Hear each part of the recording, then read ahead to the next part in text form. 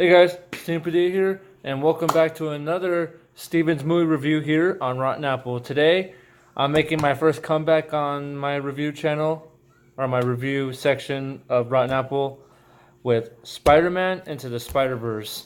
Yep, a lot of people told me that it's really good, and it's a lot better than the other previous film adaptations of Spider-Man we got. And this is in the world when we got Tom Holland, Andrew Garfield, and Tobey Maguire as Spider-Man. And they say this is the best one. I'll be the judge of that. I'm gonna take a look at this movie and see how it holds up to everyone else's opinion, because it's not mine. I want to have an opinion for myself. I'm gonna go see the movie right now, and I'm sure that they're over exaggerating when they say this is the best Spider-Man movie out there. I'll be right back.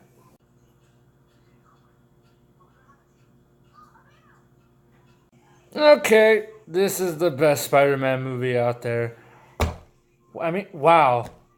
This is an animated movie. This is an animated Sony movie. We have a movie in the MCU with Spider-Man in it. Three good trilogies, and two Andrew Garfield movies that were really good, passable but good.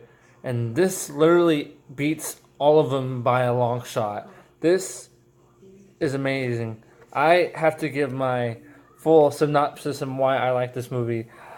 So here's my review. This rousingly entertaining superhero adventure is everything a great family movie should be. Laugh out loud funny, filled with teachable moments and appealing to parents and kids of all ages.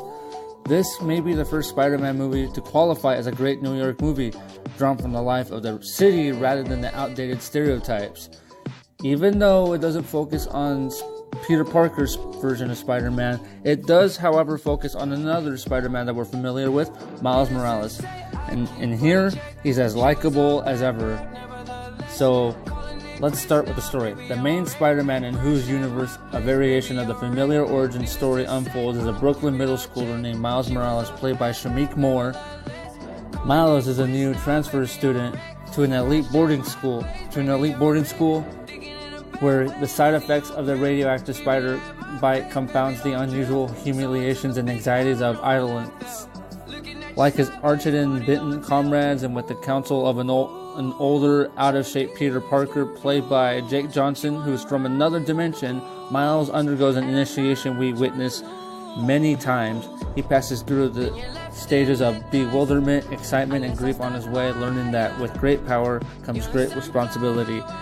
Same story tale as old as time, but with a new take, fresh idea, and it seems like a whole new idea put together. This movie gives us everything that we were missing from the original Spider-Mans, including the Raimi trilogy, the Mark Webb versions, and the new MCU Spider-Man. And those were all my favorites until I saw this movie. I cannot believe how good this is, and I think it's the best Spider-Man movie out there.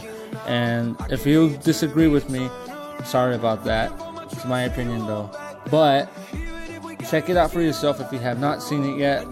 I totally recommend it. Even though there are tiny flaws in there, they are not big enough to hold on to the impacts of the good things in this movie. I love the characters. I love the connections between the characters. I love all the new characters that were put in, or old characters that have never been on the screen before. I love it. And I recommend it. So go out there, watch Into the Spider-Verse on DVD, and give me your take on it. And if I'm missing something, let me know. But all I can say is that Miles Morales' version of Spider-Man has a place in my heart now. Now that, this is the best incarnation, and will always be number one. It beats my childhood Spider-Man. And I also forgot to mention that I love the music in the movie. And I love the cinematography. It's drawn very beautifully. And I love the villains, such as Doc Ock. I know it's a girl, but she's still pretty badass. And I like the Ultimate Prowler. I know it's Miles' uncle, but again, pretty badass. I know it's Kingpin, and I know he's very huge, but again, he's very badass. And he's got and he's got a very good actor playing him, Liev Schreiber from Ray Donovan in Scream 2 and 3 and 1. And I honestly think that you guys should watch this movie because even though it's got a tiny bit of those flaws, the flaws aren't big enough to what's it called, impact the movie in a bad way. In fact, the good things are impacting it in a good way. And if you want to watch it for yourself, have your own opinion, watch it for yourself. I just think it was very good. I think it literally is the best Spider-Man movie that's, out there and exists. And it's beating my childhood movies, and I will recommend it to everyone. I will recommend it to the whole world, and including Samuel, once I see him. But nevertheless, thank you for watching my review. I will be reviewing other movies from time to time. I don't have a certain date to release any videos yet, and